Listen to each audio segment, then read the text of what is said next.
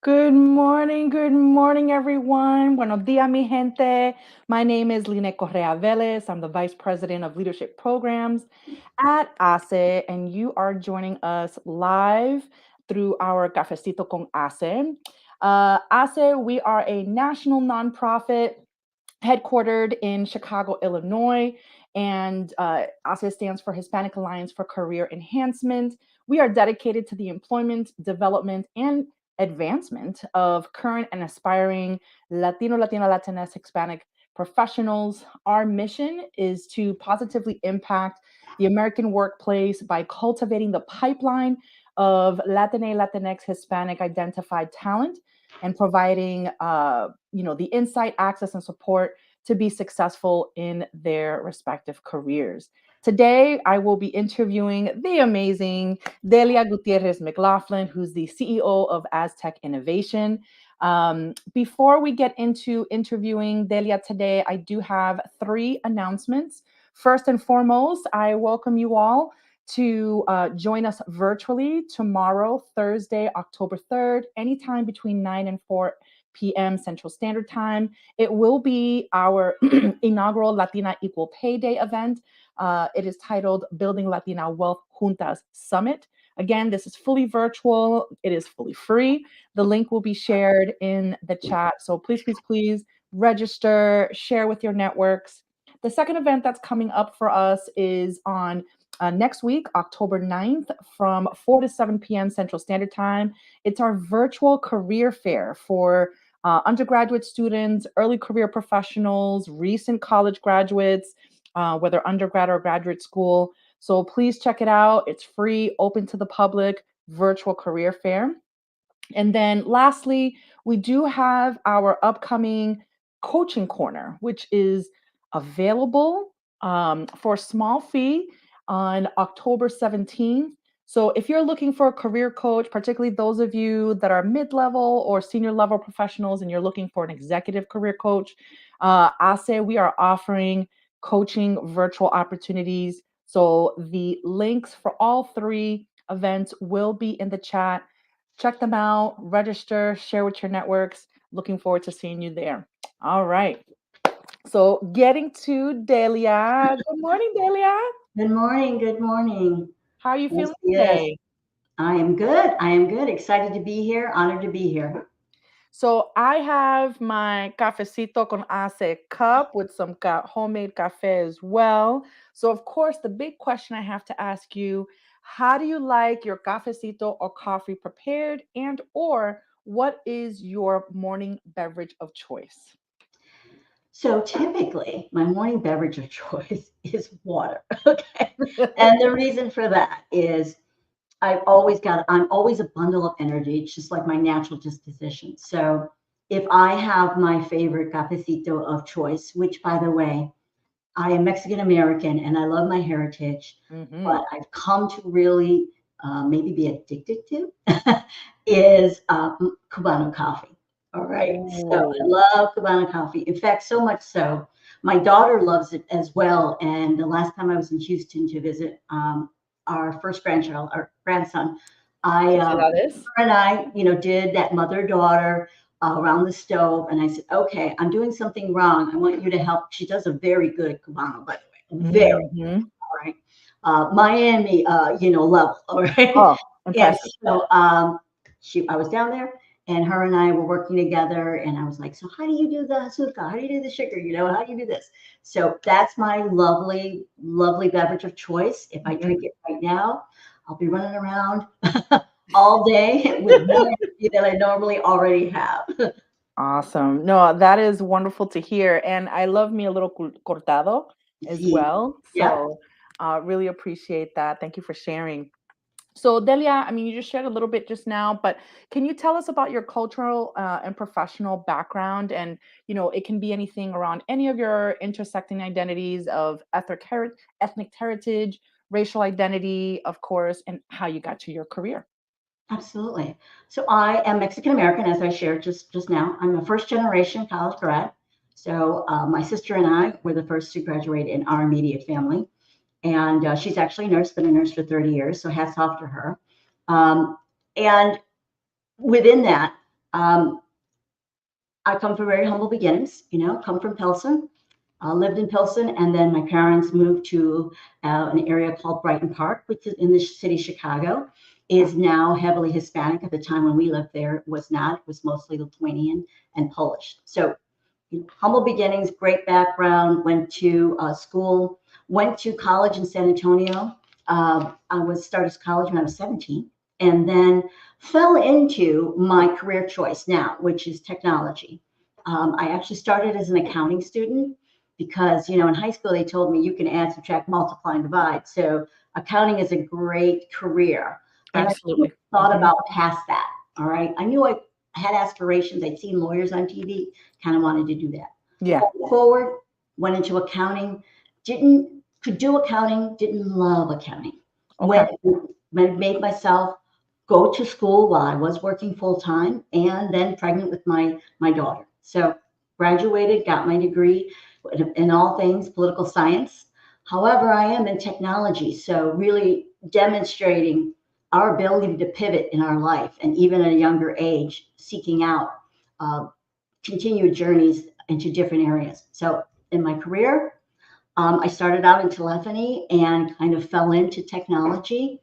I realized that I was very good at being that technology evangelist and that technology translator, that evangelist that talked about technology to the business, and that translator from business to technology, really putting forth their first needs and what they are needed to accomplish their outcomes.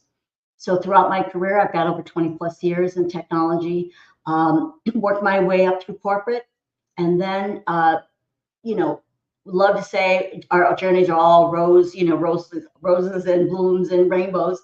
Not when I got laid off from a particular organization after being with the company for over 10 years, I realized I was talented enough and I decided to pivot into entrepreneurship. I did that for 11 years, came back into corporate, and now back into entrepreneurship. Well, two snaps in a circle in regards to your journey. I mean, you are poderosa, as we all know, especially as the current CEO of AzTech Innovation. Tell us a little bit more about what your company does. So what we do is we focus on large digital transformations, and those digital transformations are transformations that occur across the enterprise, in other words, across the organization. As you well know, AI is here, right? The advent of the cloud is here. Once you move to the cloud, meaning moving your legacy applications to the cloud, now it's the now what? So now, how do we optimize? How do we continue to be cost effective? How do we dream to continue to reach our customers, marrying technology and the business more than ever? It used to be that technology was the expense. Now we are the co-collaborator to creating a great customer experience while increasing the revenue of an organization. That is outstanding. And what's the best way to get in touch with you if there was someone out there that wanted to learn more about Aztec Innovation? They can reach out to me at my email address, which we can put in the comments if you like, Delia at aztechinnovation.com. My cell is also listed out on LinkedIn. So through LinkedIn, you can reach out to me via email. Text. I prefer, more. Let's talk on the phone. I think that's a more constructive and elaborate way to discuss what we can do and work together. I do believe strongly in collaboration and partnering with my clients. I love that. And, your LinkedIn link will definitely be posted in the chat. And those of you out there in LinkedIn, Facebook, or YouTube worlds, if you have any questions, please post them in the chat box.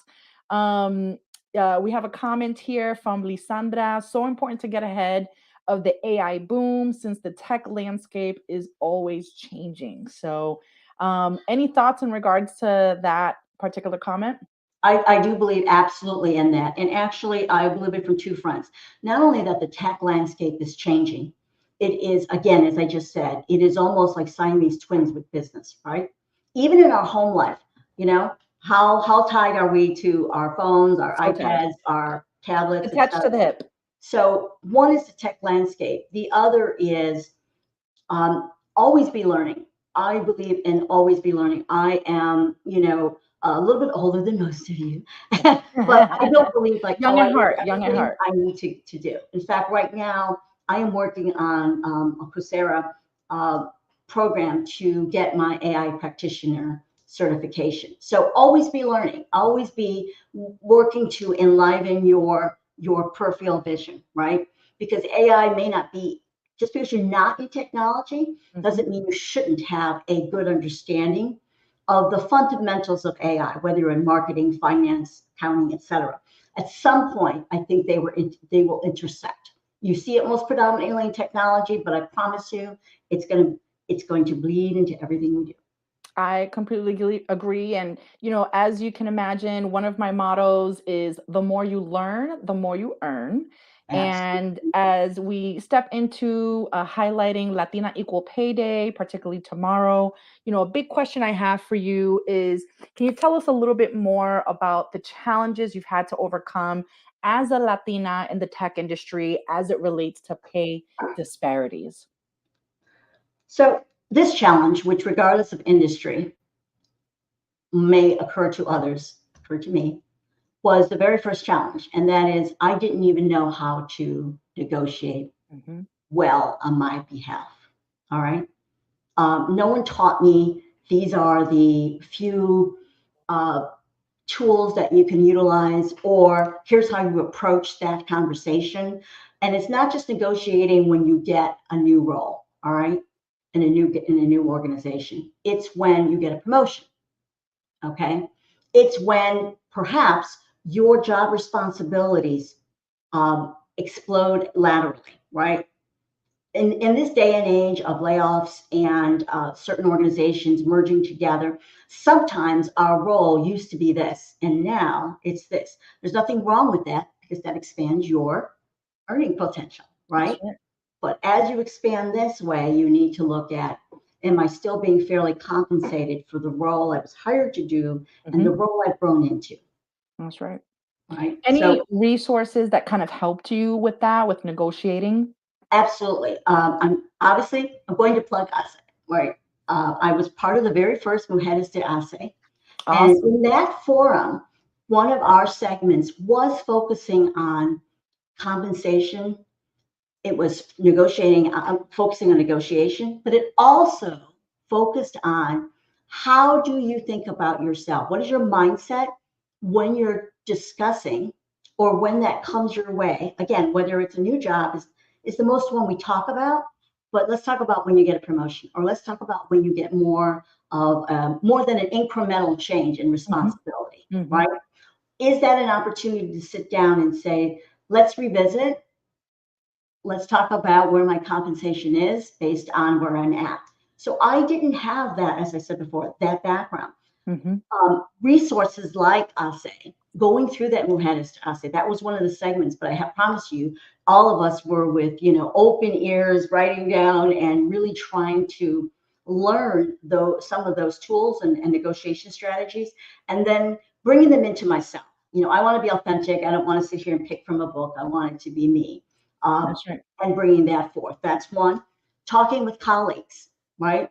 Colleagues, not about how much you make. That's not what I'm talking about. But realizing that, two heads may be better than one. Hey, this is where I'm thinking of going to my immediate supervisor That's right. for the promotion I'm about to get.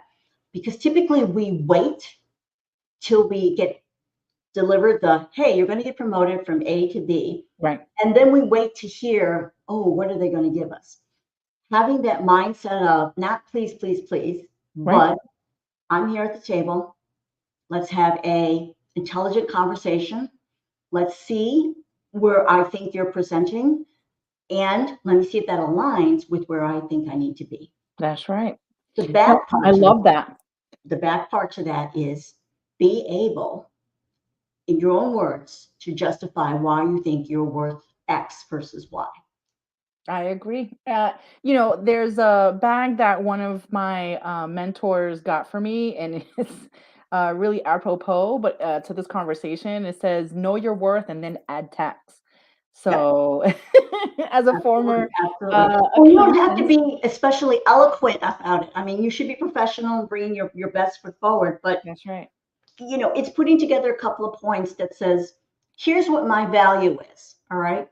And here's your return on investment. I'm an ever learner. So not only am I going to come in here ready to go because you don't have to teach me, more than likely, usually when you are expanded on responsibilities, how many times have you already been doing pretty much that role?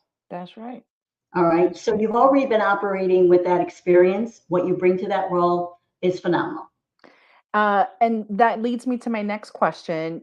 How can we build a strong network that, support networks in particular, and seek out mentorship to advance equity and career success for our community? And if you want to add also the power of sponsorship, because I feel like as Latinas, we are definitely over mentored and under sponsored. I would agree with that. I would absolutely agree with that. I don't think you never say no to mentorship, but I do agree sponsorship is incredibly important as well. So how can we build strong support networks? I belong to organizations such as ASE. All right. When I was younger, my kids were younger. I didn't always have the time that I thought I needed to do activities with ASE. I'm a member of HITECH, the Hispanic IT Executive Council. I sit on their foundation as a leader for their mentor committee. I work on We Are Human on the strategic committee. That didn't come about all at once, okay? But Hmm. I realized this. First and foremost, you have to invest in yourself. You are a valuable asset. You are valuable and relevant by how much you invest in yourself. And that is moving out of your comfort zone, moving into some organizations that are going to help you continue to elevate your worth and your talent and your skills. All right. Such as us, such as HITECH, such as ITSMF, all right, Hmm. which is another tech organization, such as We Are Human. All of those are investments in yourself, number one. If you can't do a lot of the activities, do some. Learn to cultivate relationships. I don't network, I cultivate relationships. I love There's a that. difference. Okay. Hmm. Seek out mentorship. Absolutely. Sponsorship. What is sponsorship? Sponsorship is what people say about you when you're not in the room. So I make sure that throughout the organization I've been working for, even when I was a corporate, even as an entrepreneur, when I'm stepping into an organization, I learn to cultivate relationships. And it's not about, hey, look at me, look what I can do. It's how can I help you? How can I be of service to you? My servant, my servant Servant Divina leadership. is, and right, it is definitely me. And it's part of me. It's so ingrained in me that I put that forth because it's genuine. It puts out that you are here to help and work towards the common goals and mission of the organization. I volunteer for things that, or tasks, or actions, or programs, or projects that nobody else wants to do. Why? Well, because they've either been challenging or they haven't worked well in the past. And my mindset is, hey, let me try. The worst that can happen is status quo.